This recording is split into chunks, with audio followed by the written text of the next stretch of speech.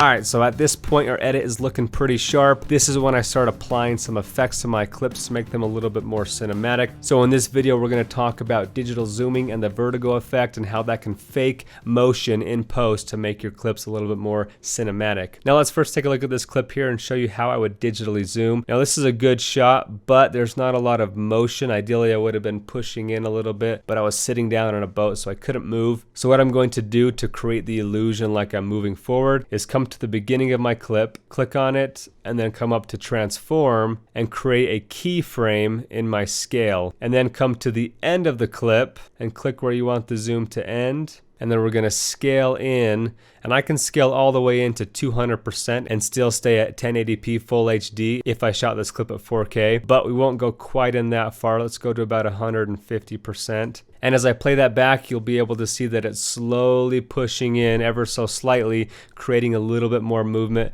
and making it feel a little bit more cinematic. So that's how you do the digital zoom. All right, now let's take a look at the vertigo effect. So to create the vertigo effect, we have to have some movement in our clip. In this case, I'm pushing towards my subject. And then in post, we're digitally going to do the opposite of that. So this time we're going to start by creating a keyframe on the end of our clip, create a keyframe and scale, and then come to the front of the clip and now zoom it in. We'll go all the way to 200% here. And now as we play it back, you'll see me pushing in while I'm digitally zooming out, and that makes it look like she stays in the same spot while the background behind her expands.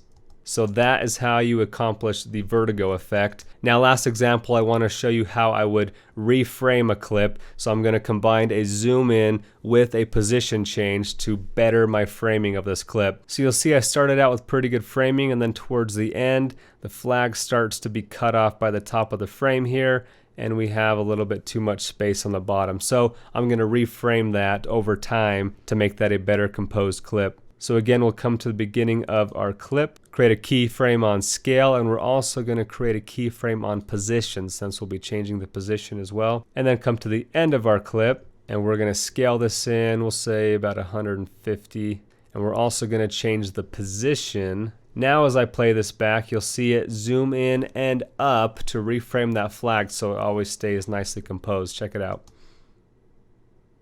So we got a slight push in, and it's slowly going up to keep that flag in the center of the frame at all times. So this is a tool I like to use a lot when I'm shooting in 4K, is reframing my clips to feel like they have a little bit more movement and to make my subjects feel like they're better framed. But you'll notice that towards the end of this clip here, my clip actually dips below the frame that I want it to. So you're seeing the clip behind it here, or if I turn that off, you see it's creating a black bar behind the clip. So in order to fix that, you want to come over here to transform, and if you change your view from fit to about 25%, you can see the outer perimeter of where your clip is scaling, so it gives you a better idea of how far you're scaling in. And you can see that it starts going up and then back down for some reason. And the reason it does that is because if you click on your keyframes here and right click, you'll see that it's set by default to smooth, which makes it kind of curve in and out. But if you change that to linear on both your keyframes, and now play it back, you'll see that that line never changes on the top there, and you never get that swoop up and down of it coming out of frame. So again, I love using those keyframes in the transform tool to digitally zoom, do the vertigo effect, and to reframe my clips to give them a little bit more movement and to make them more cinematic. If you have any further questions about digitally zooming and keyframing, please let me know.